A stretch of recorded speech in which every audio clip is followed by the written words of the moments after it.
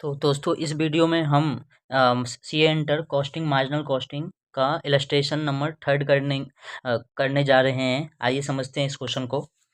इस क्वेश्चन में बोला गया है कि एक कंपनी का करंट पीवी रेशो 40% है और कंप्यूट करेंगे कि what percentage of sale increase हो कि अगर अगर वो कंपनी ना अपना सेल प्राइस 20% से कम करता है तो भी उसे 40% का ही पीवी रेशो हो।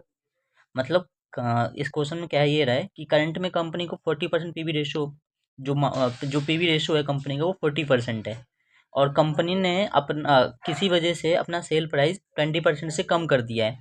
तो कंपनी कितना सेल करे ताकि जो उसका करंट में जो पीवी रेशो है ना यही मेंटेन रहे। तो इस क्वेश्चन में पहले हमें ना एक अजम्पशन लेना पड़ेगा।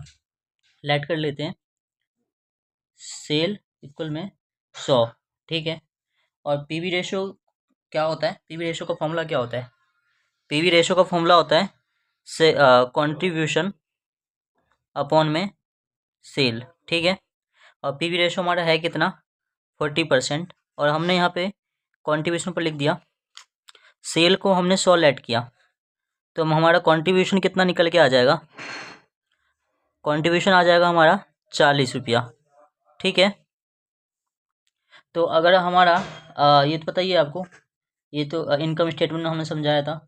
कंट्रीब्यूशन यहाँ पे अगर आ जाएगा 40 तो वेरिएबल कॉस्ट कितना होगा? वेरिएबल कॉस्ट हो जाएगा 60 रुपया, ठीक है। अब करंट में क्या हो गया है? करंट में कंपनी ने किसी वजह से सेल प्राइस 20 से कम कर दिया है तो सेल हमारा कितना हो जाएगा? 80। तो सेल प्राइस कम करने से वेरिएबल कॉस्ट तो कम होगा नहीं, वेरिएबल कॉस्ट तो उतना ही रहेगा, है ना। सेल प्राइस कम होने से वेरिएबल कॉस्ट कम नहीं होता। तो सेल तो हम उतना ही करेंगे ना, क्वांटिटी तो हम ही अगर हम जब सामान बेचते हैं तो कॉस्ट तो उतना ही लगता है। अगर हम सेल प्राइस कम करते हैं फिर भी तो वेरिएबल कॉस्ट तो 60 ही रहेगा।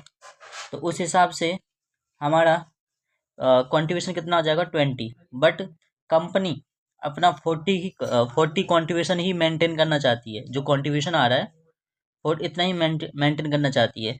तो उस हिसाब से कंपनी को मतलब सेल कितना करना पड़ेगा? तो अब हम देखते हैं ये इसका कितना हो गया? डबल हो गया। तो अगर मैं इस सेल को भी डबल कर दूं, 80 का कितना कर दूं? 160। और ये कितना हो जाएगा? 60 का 120। तो कंट्रीब्यूशन 40 आ जाएगा। तो अब हम समझते हैं कि जब मैं 100 रुपये का सेल कर रहा था तो 40 का कंट्रीब्यूशन आ रहा था। तो अब मुझे 160 का सेल करना पड़ेगा तो 40 का कंट्रीब्यूशन अर्न करना पड़ेगा। होप आप लोग समझ गए होंगे इस क्वेश्चन को। इस वीडियो को 2-3 बार देखोगे तो आप आराम से समझ जाओगे। Thank you. नेक्स्ट क्वेश्चन मिलते हैं।